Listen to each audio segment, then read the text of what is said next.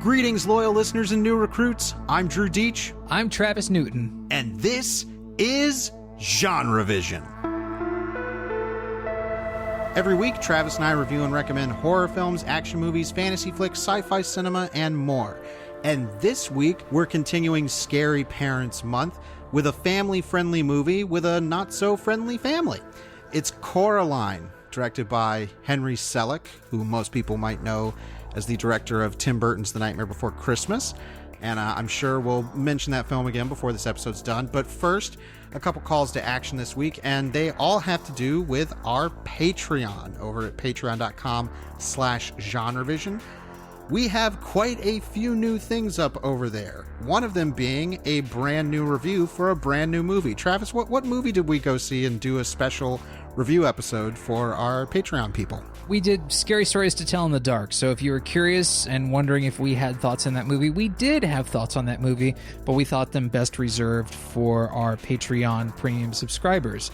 So again, if you'd like to hear our full-length review of Scary Stories to Tell in the Dark, go to patreon.com/GenreVision, sign up to become a premium subscriber. That'll cost you $5 a month, and we'll not only give you access to our review of Scary Stories to Tell in the Dark, but we'll also give you access to a library of content over there that is steadily growing. I think there's probably over 30 hours of stuff there now. Oh yeah, there's a whole bunch. And another thing that we put up was an episode of our pre-show banter, which kind of ended up being our State of the Film Union 2019. The year so far, the year ahead. There's other stuff that we talk about there, but it kind of ended up being a very cathartic discussion about the state of the industry and the films that are being released and what we're looking forward to in the back half of the year. It was a pretty meaty pre-show banter. It's definitely the meatiest one yet. And the last thing over at the Patreon, we did have a post for all of our subscribers there talking about the future of the Patreon and the show and what we're doing with content over there. So if you want to be in the know with all that stuff, patreon.com/GenreVision. All right. Coraline continues Scary Parents Month. I don't exactly remember how we landed on doing this one, but I'm very, very glad we did for a number of reasons. One of them being that the first two films that we've done so far, Serial Mom and The Stepfather, have also ended up kind of being suburban horror movies and movies about suburbia thematically. That was not intended, but we kind of fell into that. Coraline's not that. There's some other interesting thematics that we can talk about. And also, this is the first time I've rewatched Coraline since whenever it was that Paranorman was coming out. I didn't see Coraline in theaters. I saw it once and thought it was pretty good. And this watch, it cemented Coraline for me as, I don't know, I think it's Coraline or Kubo and the Two Strings that might be the stop motion studio Leica's masterpiece. Well, I'm going to hold off on revealing my judgment, as far as that goes a little bit later. But I will say that Coraline is an adaptation of a Neil Gaiman book. Maybe a novella. It's fairly short. I hesitate to describe it as a children's book because it is, of course, very macabre. It may be one of the closest things to a children's book he's written, but again, it's a little bit longer, and it's pretty gnarly as far as its monsters and things go. And the film, having just re-listened to the audiobook, the full-length audiobook, the film is way closer an adaptation than I had originally thought it was. There's not a whole lot that had to be changed structurally to turn this into a film. Henry Selick had wanted to adapt this story into a film, and it was originally thought that they would do it as live action. And not only would it be live action, it would be a musical. And they actually hired the band They Might Be Giants to write a whole bunch of songs for it. They did, and only one of those songs survive in the finished film as they moved further away from a more, I kind of want to say, accessible family animated film into something that really embraces the darker lyrical elements of the story. I mean, I love They Might Be Giants. They are one of my favorite bands, and maybe even the band I kind of aspire to the most in terms of what I would love to do with music. But I'm kind of glad that this is not a musical, because Coraline is a very dark kids movie that I think by the end of its runtime, we can easily classify as full-on horror. Oh, yeah. I mean, it's definitely a monster story. It is, in many ways, a classic fairy tale. You know, we talked about how this was not a movie that sort of traded in suburban horror. It's not really about suburbia thematically. Really what it is, you know, as Gaiman intended, I believe, is a rather classical English fairy tale where you have a character who comes into contact with a creature seemingly from another world. You know, the fairy interactions with humans in fiction tend to be sort of antagonistic and cruel, and they like things like games, and these things all sort of show up in this movie. And Gaiman, if you read his other fiction as it involves sort of supernatural beings and fairies, he likes to establish sort of a structure on how these things work.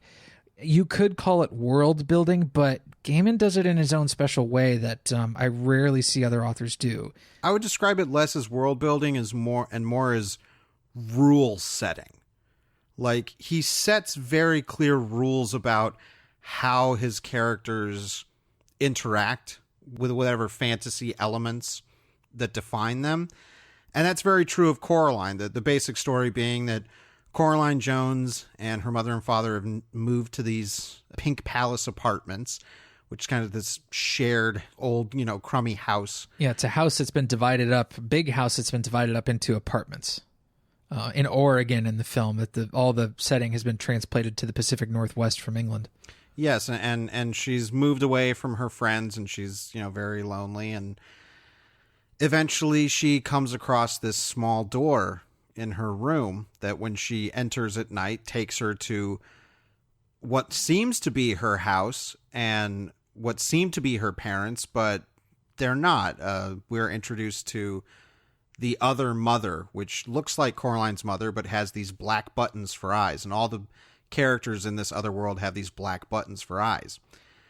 And immediately, I mean, that is just an inherently off-putting, creepy image. You know, whenever you mess with eyes on humans, that's, you know, the eyes are the windows to the soul. So to give them an object that is, by definition, soulless is kind of brilliant. It is. And the film uses its stop motion animation character, basically, like the characteristics lent to the design by stop motion as a format make the characters more doll-like in nature. You know, Leica films have changed a great deal from when Coraline came out in 2009 to the way they are now. For instance, almost all of the characters are printed with translucent plastics now that allow them to sort of diffuse light. You know, for instance, in Paranorman, you can see the sun through Norman's ears, just like you can on a real person's ears. Coraline doesn't quite work that same way. All the characters look like dolls. So by making the characters look like dolls, they sort of become the movie's playthings, which is a creepy idea. And the movie addresses this idea head on in the opening credits. Yes, I was going to say, this is not just an accident of the medium. This is playing into the thematics. The opening credits play over a scene of somebody, we don't know at this point, taking a doll and, you know, kind of taking it apart, taking out the stuffing, and then turning it into a new doll, which we end up is resembles Coraline. Right. And it kind of undersells what the sequence, though, because we see some really nightmarish images. We see dolls sort of float in through the window. We see this being, whoever it is, their hands are made out of sewing needles. It's a really off-putting and dreamlike sequence that completely flabbergasted me. Like, I've seen Coraline. I rented it on a home video when it first came out in 2009, and I haven't really seen it in full since. But this opening credit sequence immediately sets a tone and an aesthetic that was unlike anything else at the time and is kind of unlike anything else since. It was a good reminder that what's going on in this film is pretty unique. And Bruno Coulet's score immediately sets itself apart as something you should listen to because not much else sounds like it. I was going to bring that up specifically with this opening credit sequences. Yes, this image is very dreamlike and nightmarish and off-putting and creepy. All of that is made even better by Bruno Coulet's score. Bruno Coulet's score in this movie, I don't know how I had forgotten it. There is a lot of children's choir stuff. There is so much in this score that sounds unlike anything else we see, not only in children's films, but in film in general, as far as wide release films go. Yeah, it's an incredibly unique sound. And I believe most, if not all, of what the children's choir is singing is gibberish. It's all made up syllables. It kind of sounds a little bit like French. It kind of sounds a little bit like some Scandinavian languages, but it's all just nonsense syllables. Kind of reminds me of the opening credits to Jordan Peele's Us, actually. Yes, that's what I was thinking of. What is this language? It's like it's gibberish, but it is there to impart a mood and a tone and a feeling. That's actually a great comparison. I think the opening credits of Us and the opening credits of Coraline are actually closely connected.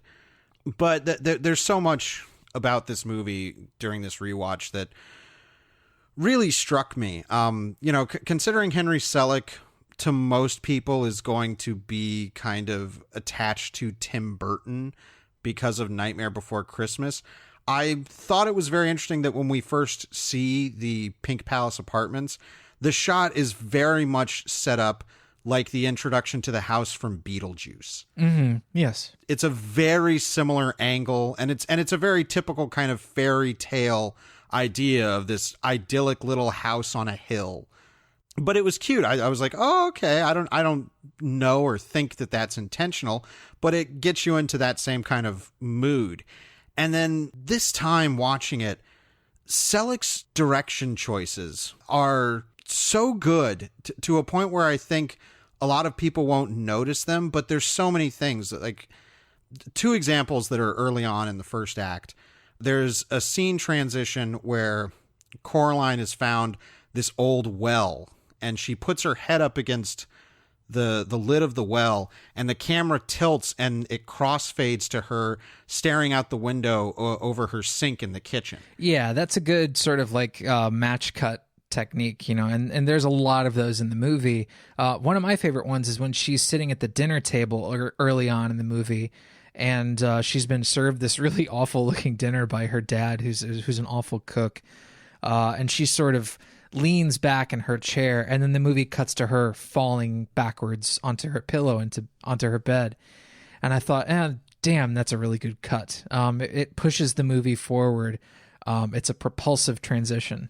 And it's not just transitions. I think there's really great framing. The first time we're introduced to Coraline's dad, he is slaving away over his computer, and it's this wonderful, ancient looking, green and black. Looks like an Apple II. Yeah. Yeah. And the framing is over his shoulder, and Coraline is standing in the doorway. And we, for a long time, hold on the shot of her, trying to converse with her dad. And we're just seeing the reflection in the computer screen. Mm-hmm. It's setting up a visual language to relay the relationship that these two characters have. Right. So we start to understand the dynamic between Coraline and her parents through these interactions. And the essence of their interactions is that these two parents are consumed with their move. Their apartment is sort of barren. They really haven't had much of a chance to get set up and decorate and call it a home. And they both work writing big catalogs for like gardening tools, I think it is. It's like gardening catalogs. Mm-hmm. And they're just constantly glued to their computers in their separate rooms. So they don't pay a lot of attention to her. They're always absorbed, and they find Coraline's sort of need for interaction to be draining. And they're not entirely pleasant people at the beginning of the film. No, I mean, they're not hated, but considering that our prospective character is Coraline, we feel her neglect. Yes. There's an emotional deficit there. She needs some sort of acknowledgement that she's not getting. Well, and that she is, not quite adjusted to the move yet. She misses her friends. She has a picture of them saying goodbye to her on her bedside table. that she's still adjusting and she's not getting the kind of emotional support for this change that she needs from her parents.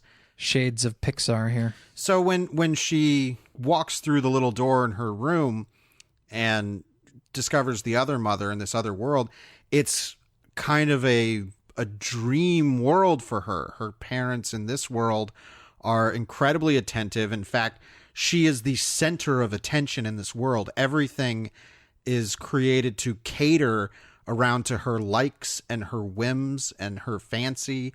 Everything is made to be enticing to her. Right. She's sort of worshipped. Yes, and as the movie goes on, we discover why. But I have to talk about Teri Hatcher as Coraline's mother, and specifically as the other mother. Oh, yeah. Something that, again, this was not intended when we started Scary Parents Month, but I am discovering that Scary Parents movies seem to be a great chance to showcase actors as the scary parents. And Coraline is no exception.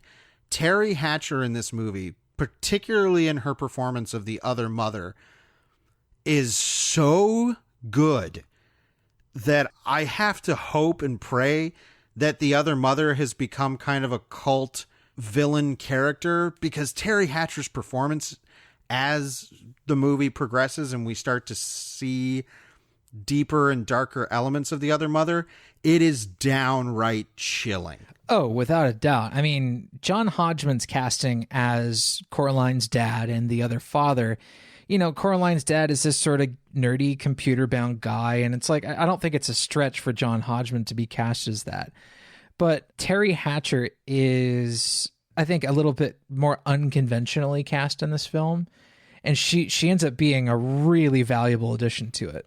Well, Hodgman's characters, Coraline's real father and the other father, they're allowed to be, like, by design, kind of milquetoast. Sure, yeah. Like, that's the point, and that's not a, you know, dig on John Hodgman. Like, he plays that kind of character really well and really funny, and he's good in the movie. Teri Hatcher has the biggest range to play in the movie. Absolutely, yeah. Her character grows and changes the most, or is given the widest range through over time in the movie. Yes, maybe we'll talk about that a little more as we get into the plot. But we should also mention Dakota Fanning, who plays Coraline. Yeah, in an oddly thick Midwestern accent. It's very distinct, and I don't mean that in a bad way. I don't even think I mean it in a good way either. It feels like a choice, and I don't know if it was her choice or her director's choice, but it's a choice. And I will say at the end of the day, I very distinctly remember her performance in Coraline. Yeah, I mean, there's one, I wrote down one line where it was particularly bad, where she goes, I have to go back. And I thought, whoa, Dakota Fanning really chewing those syllables. It's not bad. It's not a bad performance. And it's not even really bad dialect coaching. It's just, it's really, really prominent because Teri Hatcher and John Hodgman's characters don't really have the same accent. But they really wanted to make Dakota Fanning sound like that sort of Midwestern part of Michigan. I think they come from Pontiac, Michigan is where they've moved from. Mm-hmm. So they've moved from Pontiac, Michigan to Oregon. I can't remember whether or not in Neil Gaiman's novel, whether or not they discuss a move and where they've come from. But I think transplanting the story to Oregon is sort of necessary because it's important that this kind of story, this sort of fairy tale, takes place on the edge of a wild wood. You know, it's right on that edge of sort of untamed wilderness. Sure, I definitely think that the movie goes to great lengths to characterize its environment, especially in the real world, which whenever we see it, everything is kind of coated in a shade of gray, or they pick the dullest colors that they can. And I think at first it might make the movie seem muddy, but it becomes very clear that this is intentional, because when Coraline goes through the door to the other family, everything is vibrant and colorful and sharp. And it becomes clear as the movie goes on that this beautiful display of color in this world is being used as a weapon of temptation. Right. It's a lure. It's something that a predator uses to lure its prey. And we'll get to that, the specifics about that. We'll get to that a little bit later. But there's an important part that we haven't discussed yet that is quite prominent in the film. And this is the character called Wybie. Wybie is this boy that appears to be around Coraline's age that she meets in one of the first scenes in the film. She is wandering around out back of Pink Palace Apartments. She finds the well, and then she meets Wybie, who's this kid who rides around on his moped and has like a skull helmet and all this sort of odd stuff. This is not in the Neil Gaiman novel. As a matter of fact, it is really the only big addition that Selick made when he adapted the novel. This is Selick's sole writing credit on this. Gaiman, of course, has the credit for the book, but Selick appears to be the only person who worked on the screenplay, at least from a credited standpoint. Yeah, and I think it's important. I've not read the novel. I've only seen the movie, and I think it's very clear why the character of Wybie is there. It's a very relatable way for the intended audience, younger children, to have an initial guide into the world that Coraline has moved into. Wybie, she meets Wybie at the well, and so he's able to give her a little context of the history of the area, and also to act as a portent of doom. He is, what do they call him in Cabin in the Woods? The Harbinger. The Harbinger, yes. That is kind of what Wybie's role is here, because he not only tells Coraline that, I live with my grandma and she would never let me go into the house that you're living in. It's like, oh, okay, well, why is that? And then Wybie is the one that gives Coraline the doll that we saw in the opening credits that looks like her. So he is used kind of as an impetus to the movie to get Coraline interested in what might be going on in this other world. There is that. Wybie does play that function, but really the biggest role Wybie plays in the film is to give Coraline another person to talk to, because otherwise it would be a lot of scenes of Coraline wandering around alone. And you can get away with that in the book, and the book does get away with that because it spends all of its time in Coraline's head, and it explores her thought processes in prose. But you can't do that in a movie. Well, more so than giving her somebody to talk to, there's plenty of characters that she talks to in the movie. It's more important, I think, to give her somebody to talk to that's around her own age. Yes. To have some other, because if it was just a kid in a world of adult figures, I think, as far as the movie's concerned, that the audience would be a little, I think, lost at sea a bit. And when I say audience, I mean the intended audience, kids. Right. And every scene would feel like, well, it's adults talking down to Coraline. It's adults just telling her exposition or information or something like that. Having the character of Wybie gives her somebody that's on equal footing as far as dialogue and interaction goes. Yeah, so it would appear. And then, in the middle of the night, one night, a little mouse, they call them rats, but they're like a kangaroo rat. They have these long tails and they kind of bounce around on their hind legs.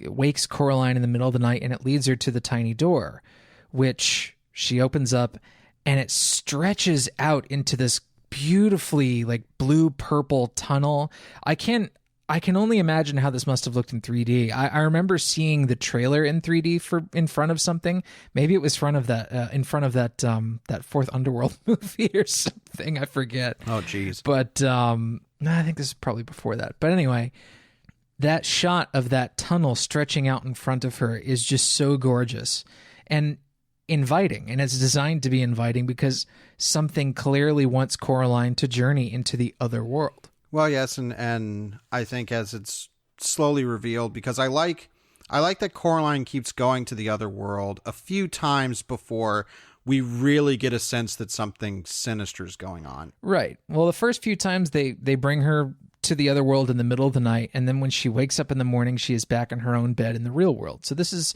all to say that this all could be a dream. Right. It's taking place in some kind of dream world. And I think it's important that she goes there multiple times before we sense that something's really fishy, because she has to interact with a number of different characters depending on which time she visits. She meets copies of the other characters that live in the apartment building. There's the two older women that live downstairs, Spink and Forcible, great names. Yep. And then the man who lives on the upper part of the building, who's I can't remember his name right now. Mr. Bobinski, played by Ian McShane, in a very thick Russian accent. Yes, and he has a troop of circus mice that he's training.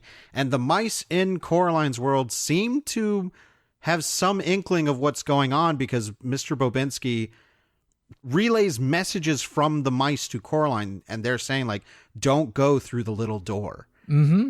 Neil Gaiman has this thing about certain animals as creatures being able to sort of travel between the worlds. Well, and I think a lot of his fiction in general has a very mystic respect of animals. Yes. And one of them, and a lot of his stories that he loves are cats. And there's a cat in this movie that hangs out with Wybie at first. It's not said to be Wybie's. He's just feral, but Wybie kind of feeds him. And then one time when Coraline goes through into the other world, the cat comes with her.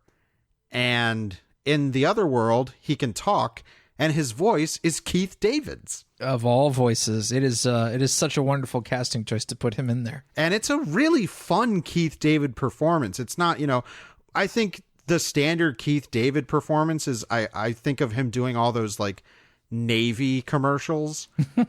Okay. Like, that's the stand. This one, he's really playful. Yeah, he really seems to be having fun. He has he's not a sinister character, but there's a tinge of, like, playful maliciousness to this cat character. Mm-hmm. He's a little wicked, but he's not bad.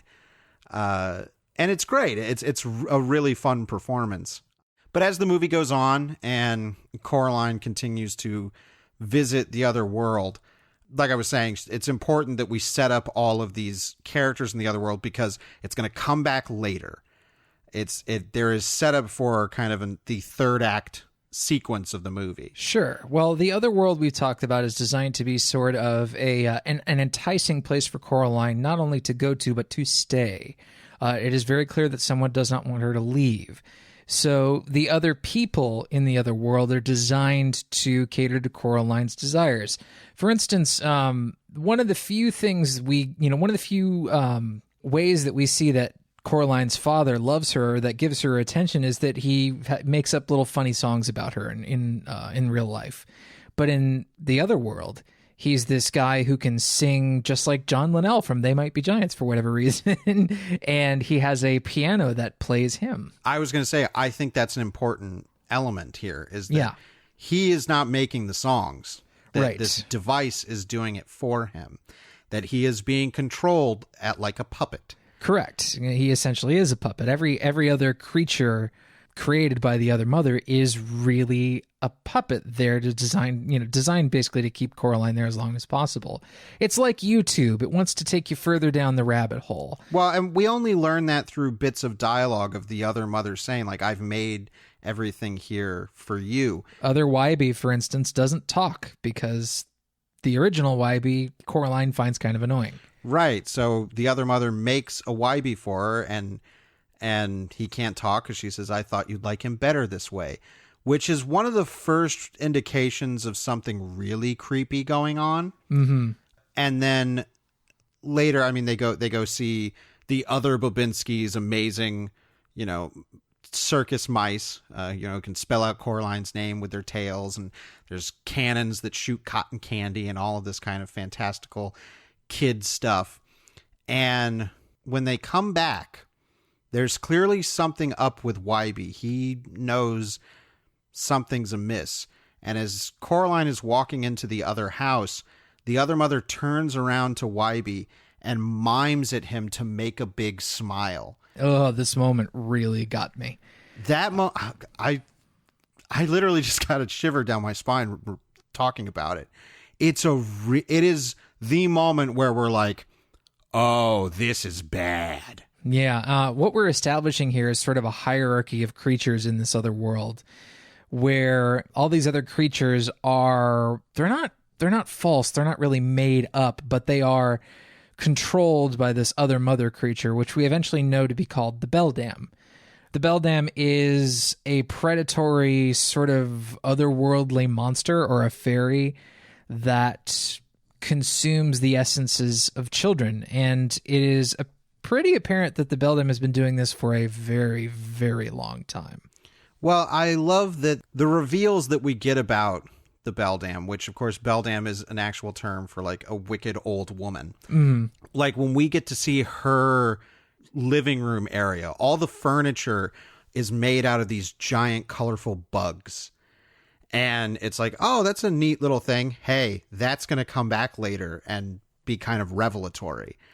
And as we discover more about who the other mother is, and as soon as Coraline starts kind of challenging her and saying, you know, like, I don't want to be here. Like, I want to go back home with my real family. The other mother starts to show her true colors and starts to change. Physically. And what I love about the change in the other mother is that it's not a 1 to 2 change. There are stages to her revealing her true form. Yeah, there's actually a morph, a real morph that was done in Sculpt, where they changed from the other mother's sort of standard model, you know, which basically looks like the original mother with button eyes and without a neck collar on. For whatever reason, Coraline's real mother has like a cervical collar on for some sort of neck injury. Mm-hmm. But the other mother changes from that sort of standard form into this taller, spider-like being with a pointed head, and you know, instead of having a torso, she has more of like an insectoid thorax. It is a pretty marked change, and she's much taller after the morph.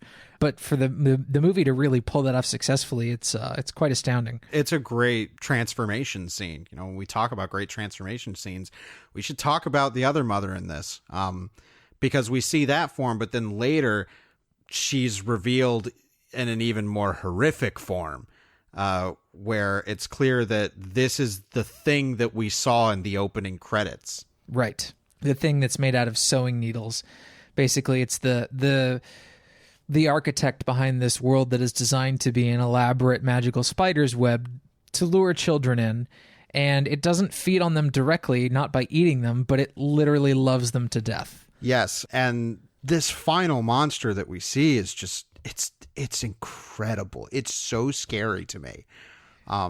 It's unlike anything you might see in James and the Giant Peach, for instance, which Henry Selick also directed, which has a cast full of insectoid characters, but this one doesn't actually look at all like part of that world. So it's nice to see Selick branching out, you know, past that aesthetic, which I think was fairly close to Nightmare Before Christmas. Yeah, I think this defines itself a little more uniquely. Like I said, I think there's great visual setup. For example, with the bug furniture, we realized later that it's like, oh, because she's a spider, and eventually that room becomes a literal web, and we see the bug furniture caught in the web. It's like, that's really clever. Or earlier when the other father is showing Coraline the garden, and he has this wonderful kind of mantis robot creature that he, you know, shows her around on later, that becomes incredibly menacing looking. And I love the other father as he sort of deteriorates the more and more Coraline keeps coming back to this world. By the end, he's just like this squat little oogie boogie looking guy. Yeah. The book describes him as degenerating into sort of like a pale grub-like creature. The movie doesn't go that literal with the insectoid metaphor with him, but instead he kind of looks deflated. Like his face doesn't animate as well as it used to when he speaks. It's just sort of this loose thing that hangs on the front of his head. Well, that looks... scene where she finds him sitting at the piano in the middle of the night, that first night where she realizes she's not going to wake up in the real world anymore. She goes downstairs in the other house to find the other father sitting at the piano just doing nothing. And she talks to him. She's like, what happened to Wybie? And he turns around and goes, he pulled a long face. And it's like, ugh, Jesus. Well, that moment, I love that the head of the actual, doll that they're using for the other father, they have to fully animate him pulling down his lips, and it starts to feed into the fakeness of what these things are. So by the time at the end, when he's this little squat guy, it looks like all the stuffing that's inside of him has just sunk and slopped down to the bottom of him. It's wonderful. Like you're saying, the entire aesthetic choice to make these characters look like dolls is completely intended, and you see that in the end result, by the time the movie's over. We do see that Wybie, for instance, like other Wybie is full of sawdust. Like he at one point he sort of removes his hand and there's like a sawdust form left on it, and he blows it away and all the sawdust scatters. It's well, and when, he pulled a long face, when Coraline sees him again, he literally has a smile stapled up on his face. Yeah, it's like stitched into the corner of his mouth, so they'll always be pulled up. It's really grotesque, yeah, and it's really creepy. It's an addition to the adaptation that doesn't feel out of place in that moment. I think there are a few things about Wybie that feel a little bit out of place that I'll get into a little bit later on, but as an addition, he is really, really well integrated into the fabric of the story at that point. By the 1 hour mark, Coraline manages to escape the other world and comes back home to an empty house. And this is a big turning point in the movie because every time she's been able to escape from the other world, it's been, waking up in her own bed and believing it's a dream world. But now she knows that she can come and go at daytime. And we now know that the other mother has more influence than we originally anticipated in the real world, because now Coraline's real parents are gone. Yes, they've apparently been taken by the other mother, and Coraline returns to try and save them. And this third act stretch is when we get kind of the most mythic element of the story, which is that she discovers that there are these ghost children, and they're the children of they're the ghosts of the other children that the other mother has loved, the Beldam has loved in the past. And they were, so, in love with this world that they did decide to leave the real world. But by going to this world, they only ended up becoming more greedy and wanting more attention and more love. And that's what the Beldam is counting on, because then eventually she, like you said, basically loves them to death. Right. So Coraline, at this point, knowing that her parents' lives are at stake, her life is potentially at stake, she needs some help. And so she goes on sort of her mythic quest to conquer and fight this creature. And she goes by going to Miss Spink and Miss Forcible, who have sort of an undetermined relationship in the film. They're these two women who were purportedly, used to be famous performers, or it's alluded to that they might be like famous burlesque performers in the film. Mm-hmm. They make her out of hard candy in the movie, which is pretty funny. They make her what's called an adder stone, or a witch stone, which is a stone with a natural hole in it. And this is something that's, in English fairy folklore and, witchcraft stuff, this is something that's regarded as like a common item. You hear about it a lot. And this will allow her to see lost things. Well, they go back and forth. It's like, it's for bad things, it's for lost things. And it turns out that she's going to use it to find the eyes of the ghost children. And there's 3 eyes that she has to find. And she decides to make this a game with the Beldam, because Keith David Cat tells her, you can probably trick her if you get her to play a game. She has a thing for games. And so Coraline says, if I can find the eyes of the ghost children and my parents, then you'll let me go, you'll let them go, you'll let the ghost children go.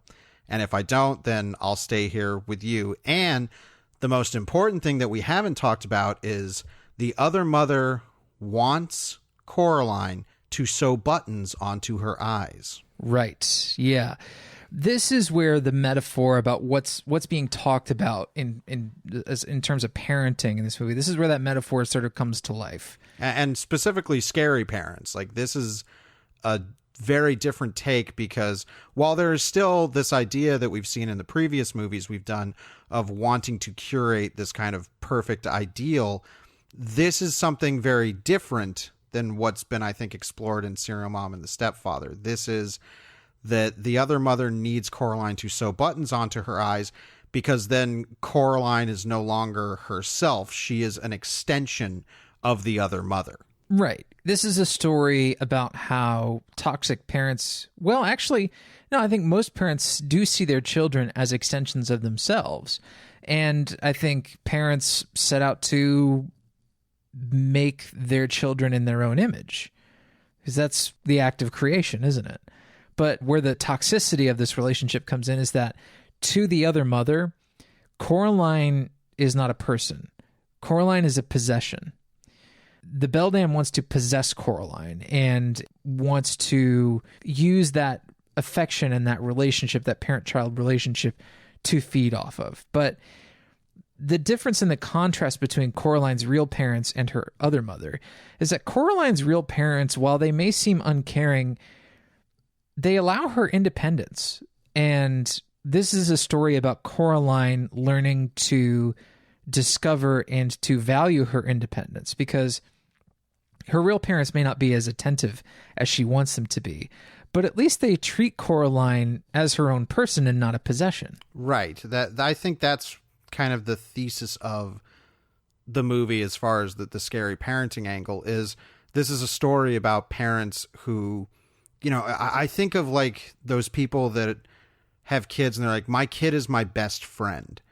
And it's like, that's kind of dangerous to me. Or there's this sort of like babying thing where like they might treat their dog the same way, or they don't let their kid have any sort of autonomy. They just seem to be sort of treated as a dress-up doll in this parent's life. It's almost kind of a performative parenting thing. And of course, Neil Gaiman is dealing in exaggerations here because it's fairy tale storytelling.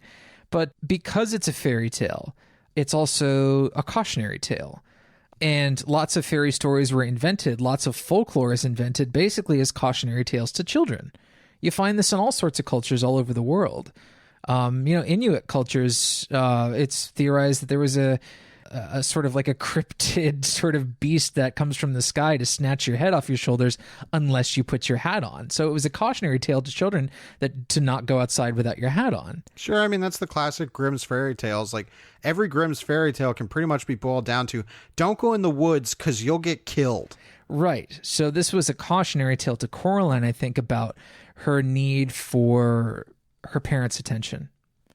And really, it sparks her journey of discovering her own independence and valuing it. Well, I before we run out of time here and get to final summations, there's just a couple things I want to mention that I have to bring up. Visually, I love that the ticking clock of Coraline's game to find the eyes in her parents is the moon of the other world being eclipsed with the shadow of a giant button. Yeah, it's a beautiful idea. It's beautiful and terrifying. It really creeped me out. I love the revelation that other Bobinski, who has one of the eyes, is no longer even a puppet. He is just his clothes being manipulated by the other puppet rats. Yeah, as Coraline continues her sort of mythic quest to find the eyes, which really are the souls of these lost children, the creatures that she discovers, these sort of other neighbors in Pink Towers or whatever it's called, Pink Palaces, they become more and more deformed. You know, she meets the other father, who of course is this sort of warped, distorted thing atop his mantis-shaped tractor, and she manages to defeat him. He sort of falls through a bridge and into a river. And then she goes to find the other Miss Spink and Miss Forcible, who have become sort of an intertwined being, sort of a two halves of the same whole thing, wrapped up in a giant candy wrapper on stage. That is an incredible image. Well, and because in the real world, Spink and Forcible, they seem to have a love of like taffy and candy. So the warped versions of them that we see at the end, they are literally like made of candy. Yeah, it's really, really grotesque. That was an interesting visual twist that is not from the novel. So well, and they also, I love the little fact that they have a little Scotty, the dog in the real world, and in the other world, their entire theater is an audience full of them. But then when we come back to them and they've become this monster, now they're all bat dogs. Yeah, that's a really, really cool image, and one that Gaiman came up with from the novel. And I have to commend Selleck and the crew at Laika who brought this to life. This is a story that is realized in a way that I think really did justice to everything that Gaiman did. It's a pretty good book, but I think it makes a really dynamite film, particularly when it expands on ideas like how the other realm is designed to be sort of a tribute to Coraline. There is this sequence relatively early on in the film where they lead Coraline out to the garden outside the back of the other house, and it is designed to look like her face. And this, I felt, to me, was like the first time the film really just came to life. The score puts out this really amazing cue that's, again, just super great work from Bruno Coulet. This must have been, again, absolutely mind-blowing to see in 3D. Yeah, I mean, it's beautiful, and like I said, the color is absolutely vibrant and wonderful, but then we learn it's being used as, like you said, a lure. So in this end sequence, after Coraline has got the eyes and she's trying to find her parents, and she comes across the just terrifying final form of the Beldam, her skin, it's not even skin anymore, it's like this porcelain that's cracked on her face.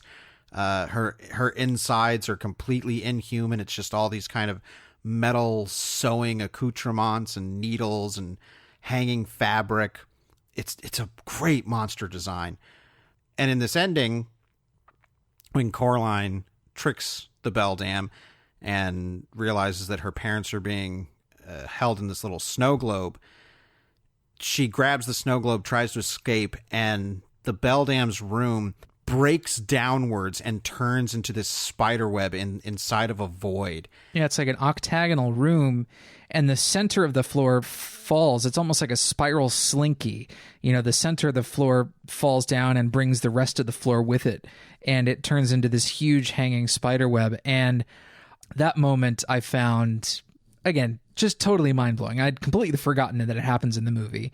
I just thought it was really brilliant staging. It's really taking these visual metaphors and making the most of them. Absolutely. And then the image that absolutely chilled me to my core, because it felt like a scene from a nightmare that I had or something, is Coraline eventually gets through the door and is crawling through. The Beldam is trying to chase her, and she's about to close the door, and we look back, and the Beldam is pounding on the door, and with each pound, the tunnel is getting shorter and shorter, and the door is getting closer and closer. Oh, that moment really culminated to me to be, it's a simple, like, when I say it, it sounds really simple, but in execution, it was one of the scariest things for me. Oh, it's a deeply nightmarish image, and what really got me is Teri Hatcher's line delivery, and this is something that's not in the book.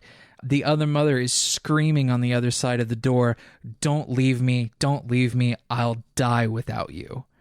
And it's like, woo, that is just so scary to me. It really brings that abusive parent metaphor to the foreground. Yeah, the need to sustain yourself through your children. Yeah. And again, we said it before, but it bears repeating.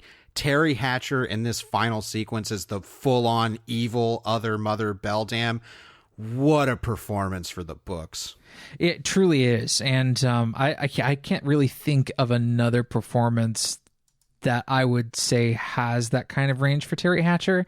Then again, I haven't seen a ton of Teri Hatcher stuff. But I do want to bring it up because this is something I've said in recent years, is that when we talk about wanting strong female characters in films, everybody thinks that they want basically the male equivalents of, just badass women who can kick as much butt as the men. Or Ripley's. Yeah, and I've always said that I want strong female characters. Strong means well-written, well-rounded, but I want strong female villains because that's something we're in desperate short supply of. And female villains that aren't, hood ornaments of sexuality. Yeah. That have a deepness and a terror and a genuine, evilness to them. And I always bring up in recent years, it's like, yeah, I think Jennifer Jason Leigh in The Hateful Eight is a really good example of this. I really put the Beldam and Teri Hatcher's performance of it up on that list. I think that is one of the great female villains of maybe the last 10 years. That's a pretty big statement because I feel like Coraline in some ways has sort of disappeared from the conversation. It's not a movie I hear talked about a lot, and that's one of the reasons I think you and I wanted to put it forward for this is like, you and I don't hear Coraline mentioned very often these days. Well, I wanted to talk about that, and I know we still have to get to the ending with YB that I know you want to talk about, but I did want to talk about that because I look at something like Nightmare Before Christmas, and I know we all love Nightmare Before Christmas. I know all the songs. You know all the songs. We all know all the songs. Sure. It's become a staple, and it's by no means a bad movie, but Nightmare Before Christmas is not a horror movie. It's using horror imagery to tell a very classical, easily accessible family story. Coraline, by the end of its running time, like we said, has gone full on horror. And I think that might be part of the reason it hasn't stuck around as much is because obviously there's, Nightmare Before Christmas is owned by Disney, so they've just shilled the hell out of it. But also, I think Coraline is not as easily likable on a surface level. It is. I think it's a little bit more, I don't know, maybe repulsive in some ways, in ways that I find. Oh, by the end, it's absolutely like that. Everything that you thought was pretty and charming and alluring has been mutated into being deformed and ugly and horrifying. Certainly, and it just doesn't play by the same sort of clean rules as a Disney film might. This was distributed by Focus Features, which was sort of the indie acquisition arm of Universal, and I think everything Leica has done up until Missing Link has been a Focus Features distribution. So they can get away with doing a few more things, like I think Coraline says crap at one point. And it's not just use of coarser language, it's more grown-up ideas, things that are a little bit outside the window of comfort for people. Well, and I think a big thing, why this has like a PG rating, is peril with kids that feels genuinely dangerous and scary. Right, mortal peril and like nightmarish imagery. It has kind of like Don Bluth stakes to it. Yeah, and like I said at the beginning with this or maybe Kubo being Leica's masterpiece, maybe that's up for debate, but I'm willing to go to bat and say this is Henry Selick's masterpiece. Yeah, it's probably his best movie, which is, I'm not trying to poop on Christmas or anything like that, but or James the Giant Peach, which I haven't revisited, but I remember having nothing but a good time with that movie. It's been so long since I've seen it. I just can't, I really don't have any sort of distinct memory of it other than how it looks, but this, I think, makes the case for Henry Selick as like a really, really valuable voice in animation, not just as a visual storyteller, but also as a screenwriter and somebody who really did a bang-up job adapting Gaiman's really specific style into an incredibly engaging movie. Gaiman has said that this is his favorite adaptation or one of his favorite adaptations. And maybe it's easy to see why. It's because it does a really great job. There are huge chunks of dialogue taken right out of the book for the movie. Well, and I also think it's Selick doesn't have a fear of leaning into the themes. Right. Like he's not pussyfooting around for the kids. And much like the lesson that Coraline learns by the end of her parents understanding and respecting her autonomy and her intelligence, that's what Selick is doing with the kids in the audience of this movie. He's like, I know that they're going to be able to handle things that are a little scarier and that are a little stickier thematically. Right. The one thing I think that kind of messes with that theme of Coraline finding and valuing her own independence is the addition of YB. YB actually lends her a big assist, actually. He kind of saves her bacon in the climax of the film, in which the Beldam's right hand has come detached after she has been defeated, and they figure out a way to throw it down the well outside the Pink Palace apartments. Coraline does manage to do this by herself in the book. Well, I definitely can see the kind of Deus Ex Machina ending of YB just seems to kind of show up. He gives a reason for it, and his appearance is foreshadowed by his original appearance when he is introduced to Coraline. I won't say it totally sucks the wind out of Coraline's climax, but it does feel a little kind of out of left field by the end of the movie. Right. Yeah, he's, in the real world, I think YB is a little bit incongruous with the rest of the things that are going on. YB, we talked about, he performed several different functions in the film, just sort of narratively, structurally in the story. He's also, I think, the only person of color other than his grandmother who shows up and basically has a cameo appearance at the end of the film. Mm-hmm. And there is an arc of the story to Coraline being pretty outright disdainful and even mean to what, like, his name is Wyborn, so she calls him "Why were you born?" Yeah, which is a very like kid mean thing to do. So I think his appearance in the end is also helping to solidify the arc that they've had of kind of being a little more amiable towards each other. But yeah, it's by no means a deal breaker, but it is a little like, okay. Yeah. Yeah, and it's certainly no deal breaker for the movie overall. It's really such a charming and valuable film. We've been like 3 for 3 on these Scary Parents movies, and I'm so glad we decided to do something that is just outside the norm of what we consider to be sort of the default standard for, white parenting in America, which is the suburban lifestyle. Right. This, may technically take place in a suburb, but like you said, it's not about suburbia. It's a fairy tale. It is a story about toxic relationships between parents and their children. It's a story about children finding their own independence. It's cautionary tales about children and their desire for attention. It's a lot of things. And I'm glad that the film was able to sort of bring it all together into this very cohesive package. Yeah, it's been 10 years. It came out in 2009, and I know it's still got a very good critical reception, but I don't get the feeling that it's been as embraced as a piece of intended for children's cinema, like we said, and I hope that isn't the case, because I really am going to bat. Like, I think this is Selick's masterpiece. It's arguable if it's the best from Leica Studios. And it's one that I'll out myself to this. I watched this twice this week, because the first time I started watching it, we watch a movie and I start to take notes.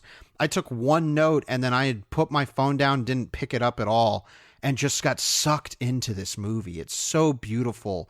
The momentum of Selick's camera choices. There's so many good camera moves in this movie. The beauty of the world, the story, the scares. It works so well that I realized I hadn't taken any notes. So later I was like, I kind of want to watch it again. And also so I can take notes, but I just wanted to watch it again. Coraline is that good. Agreed. Yeah, I think it has potential to be a classic, but maybe not a children's classic. These Leica films, they're risky. They don't make a lot of money, and it's probably because they're not really all that appealing to children.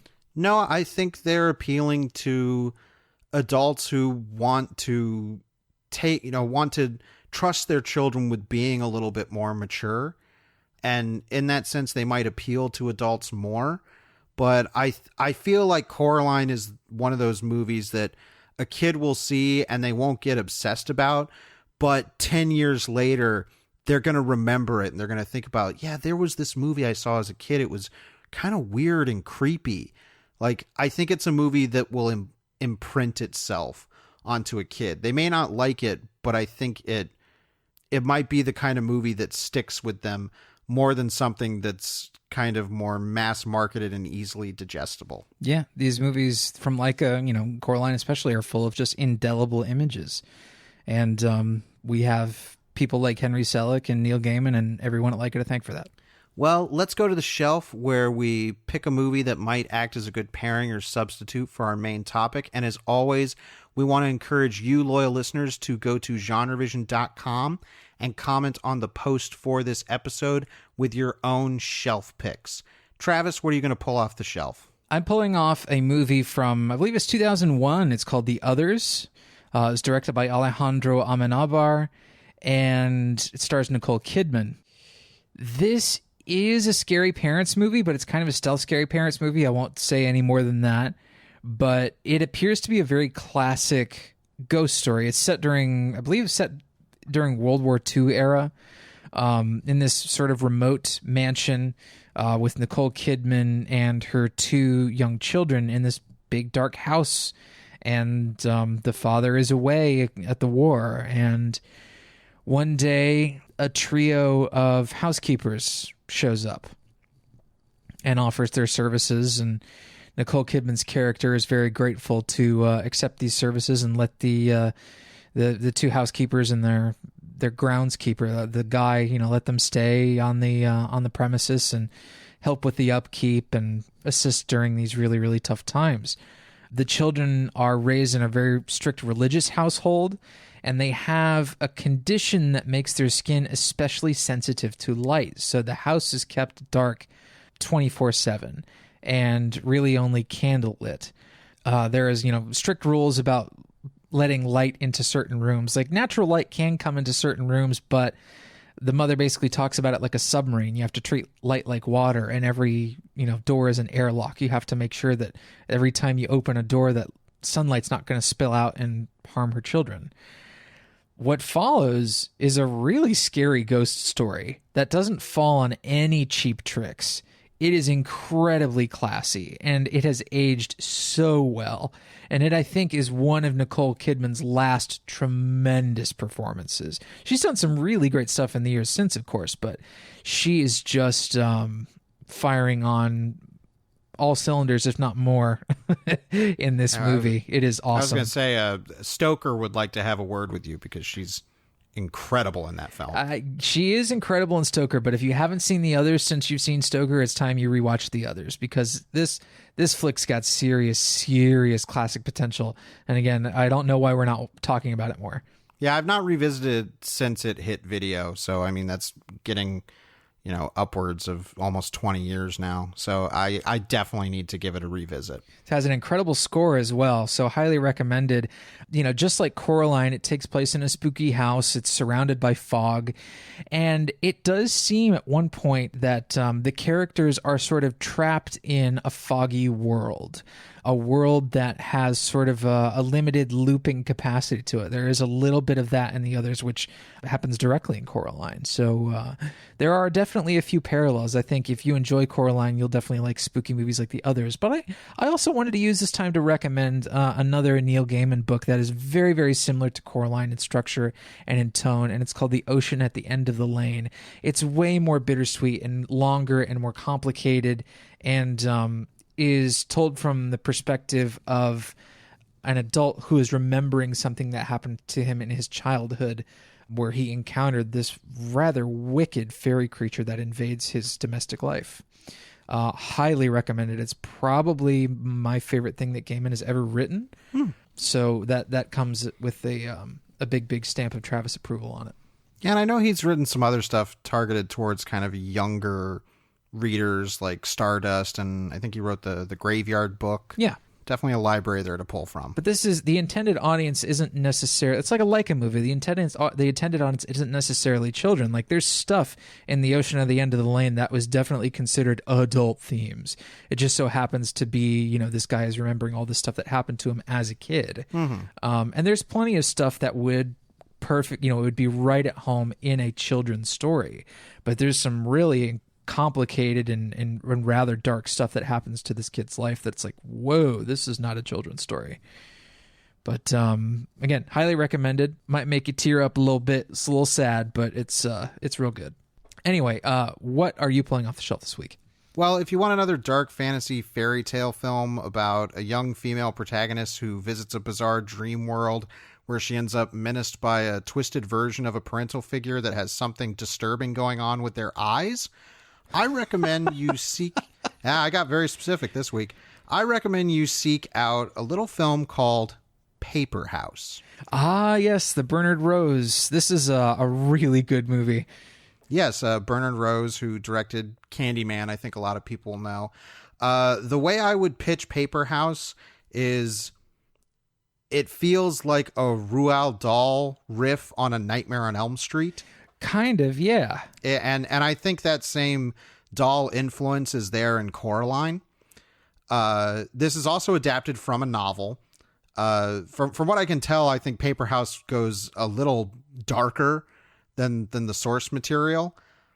It's a very British movie, not just because it's set there, but it has a certain chilliness to it. It absolutely does. And it's full of sort of British standbys like private schools and all that sort of stuff. The father being away, the sort of absent father character is again kind of similar to the others in that manner. But the way in which our protagonist sort of enters her fantasy realm and what she ultimately has to confront there, definitely plays with the idea of scary parents. It is, I would actually say Paper House is a must watch. It's a striking movie, and it's one that I think is kind of tough because it's not horror enough for kind of diehard horror fans to embrace it, and it's not fantasy kid enough to be accessible to it. It's somewhere in the middle, but where that middle is really fascinating and unique. Wonderful design. The entire idea being that this house and world that she draws is the place that she visits in her dreams. So everything has this very sketchbook design to the architecture. Yeah, the inside of the house is sort of sketched out and almost sort of featureless and desaturated because she didn't fill out those details. And she's not coloring anything. It's all just black, crayon and pencil and stuff. Yeah. It's a really striking movie that I think anyone who sees it, I think you'll have strong feelings about it one way or another. It's not one that kind of, that was fine. I think it's kind of a love it or hate it movie. And I think Travis and I are on the love it train for Paper House. Yeah, I'm totally into this flick. Well, let's do some currently consuming. Nom nom nom nom nom. Travis, what's been on your plate? A few things. Let me see what I'm going to pull off. I watched a movie that we've probably talked about before a little bit, but it's a movie called Faults. I think it was a 99-cent rental earlier this week on iTunes. So I said, you know what? I haven't seen that movie since it first came out. It's time to watch it again for 99 cents. And boy, is this movie good. It's very good. Faults is a movie written and directed by a guy named Riley Stearns, who is actually married to Mary Elizabeth Winstead, who stars in the film. And I had a movie out this year that we're itching to see, The Art of Self-Defense. That is correct. Can't wait to see that. So the film stars Leland Orser in a rare leading role from this guy as this sort of fallen cult expert who is hosting talks and seminars in cheap hotels around the United States trying to make some sort of meager living out of selling his crummy book. And he has also offered his services as a cult member deprogrammer, basically. He has offered in the past as a service to families to find their family members that are in cults, remove them, and deprogram them. The success rate on this, from what we can tell, is fairly low. But he is contacted by this pair of parents whose daughter, played by Mary Elizabeth Winstead, is part of this cult called Faults. And they manage to abduct her. They take her to a hotel room, and things start to get really strange. All of a sudden, up is down. You're not quite sure what's real and what's not. And there are these other things happening. Like Leland Orser owes his manager a whole bunch of money. His manager fronted him a whole bunch of money to write a second book, but the book sold like shit and wasn't any good. So he has this Lance Reddick character who's trying to, wring this money out of him. So conflict present on all sides. And man, is it stylish and moody and minimal and funny, really funny. It's a funny movie, but it's one that I think it's a tough one to recommend to people because it's where it goes is going to be very divisive, I think, for audiences. I think it makes perfect sense for the characters, but yes, I think audiences may have some trouble with it. I mean, I think a lot of people would, by the end of the movie, describe it as a mind fuck. It's not like a psychedelic or trippy movie, really. Well, no, but I think I've been listening to older episodes of our show, and we talked about this with the movie Enemy with Jake Gyllenhaal, and this thing. It's like yeah, I mean, it doesn't get as weird as that, but Faults gets weird. It does indeed, yeah. But never in a way that I think doesn't make sense, like you say, to the characters. Right, yeah, it doesn't devolve into some sort of big effects-laden experience. It is a drama in which people are talking in dingy, sort of tobacco-stained hotel rooms throughout most of the running time. But that doesn't mean it's not stylish. It doesn't mean it's unambitious. It's just a small drama. But I find it incredibly engrossing. And its sense of humor, really, I can't commend that enough. It has some really funny stuff in it. Just the opening scene alone where we meet Leland Orser's character eating in a hotel restaurant. And there's this scene that plays out between him and the waiter and the restaurant manager that is just really, really funny. Anyway, what have you been currently consuming? I watched the Rocko's Modern Life special, Static Cling. This was made, I want to say, like 2 or 3 years ago and then shelved by Nickelodeon and eventually went out on Netflix. And Rocko's Modern Life was a very important cartoon to my upbringing. And I think I've even mentioned it on one of our Patreon Extended Currently Consumings that I was rewatching the show and really falling in love with it again. And, they brought back pretty much all of the original cast and the original creative team to make this special as sort of a series finale. And I was so surprised by how good this was because it's a special that is talking about nostalgia and our attachment to not only nostalgia, but to the way things were and our fears of things changing. So the title Static Cling is really referring to us clinging to a past that may have never actually existed. I don't want to spoil anything for anybody who might be interested in this, but there are elements in the story that are directly addressing this fear of change that we have as modern life gets more and more complicated, and how those things aren't really things we should be afraid of. And it's dealing with things like toxic fandom. It's dealing with things like gender and status in our society and how that is changing. It's really smart. It's really funny, which is, of course, important, but it's also a great display of kind of old school animation while still, it's made with modern animating techniques, but it has a real, I think we were even talking about it before we recorded and you made the notes, like there's a roughness to the quality of the animation. Like it doesn't look picture perfect. And they even comment on that aspect. There's so much going on in the special that they're pointing a finger at and critiquing. And it's an amazing balancing act of being incredibly critical and commenting on all this stuff, while never devolving into pure cynicism at all. In fact, there's a real big, beating, warm heart at the center of this. If you have any kind of attachment to the show at all, I think it's kind of necessary watching. And I think it's even then something that people should watch because it shows that kids' cartoons could still be doing this kind of stuff. And I'm sure there are. I'm not saying there aren't cartoons, that no cartoons are doing this. But Rocko's point, like it's impressive to see something succeed at satire in 2019. Yeah, that's kind of a rarity these days, isn't it? Yes. So, and it's gotten me interested in, there have been a series of Rocco's Modern Life comics that have been going on recently, and I've been reading those, and the same kind of spirit as theirs. Like, wow, they're actually pulling off this modern parody and satire really well.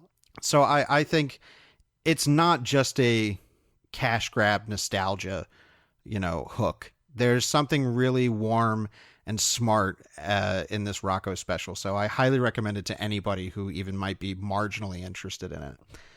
But let's close things out with our Comment of the Week.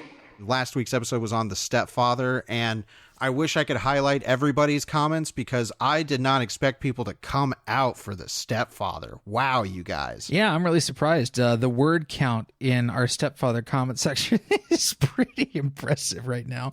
Impressive is an understatement. It is awe-inspiring. You guys had wonderful thoughts, and we'd love to feature everything, but it'd be the length of a regular episode. So please go to the Stepfather post on GenreVision.com and read some of the wonderful comments that we got. We did get a good variety of shelf picks, so I definitely want to highlight those.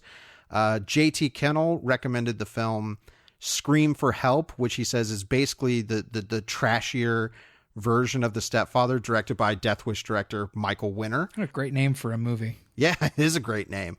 Mr. Milksteak recommended Firstborn, which is a movie I've always wanted to see. It's Peter Weller as the bad stepdad to, I think, Corey Haim is the son, and Terry Garr is the mom that he's dating. And I think it kind of devolves into a little bit of horror storytelling. I've always heard about this movie, and I've always wanted to see it because, hey, Peter Weller as a bad guy, I'm there. Absolutely. And after our last revisit of Unknown Origin, which is a bad title for a movie, I'm definitely eager to see Peter Weller as Crazy Dad. For sure. Our good friend Ryan Covey, as he goes in the comments by Bator, his shelf pick is the movie Orphan. And we actually recently talked about Orphan on one of our extended Currently Consuming episodes, because I watched it for the very first time, apropos of, I think, nothing. I think it was its 10-year anniversary, and I wanted to check it out. So I agree with that shelf pick. It's a good one. And listener CD Thomas, who I'm not sure if they're a loyal listener, if they're new, I don't think we've seen them up in the comments before, but they had a great shelf pick, which is Alfred Hitchcock's Shadow of a Doubt, which is a really good movie. I haven't seen that one. I'm going to have to get on that now. Yeah, it's a good one. It definitely falls into, it's not a scary parent, it's a scary uncle, but very good, very effective. Kind of, it's that Hitchcock, it toes the line of like suspense and dark comedy.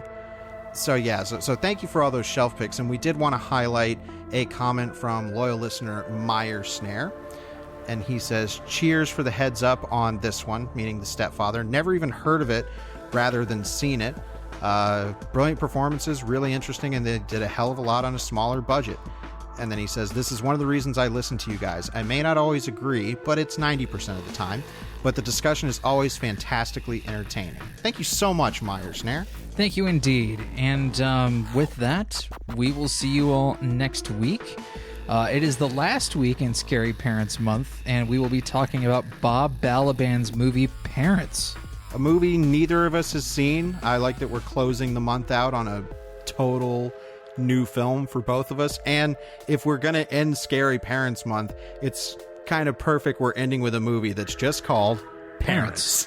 Stars Randy Quaid as a crazy dad, evidently, so that kind of checks out. Yep, I can buy that. So we will conclude Scary Parents next week with Parents. As always, we want to thank you all so much for listening. I'm Drew Deitch. I'm Travis Newton. And we'll see you next week. Right here on GenreVision.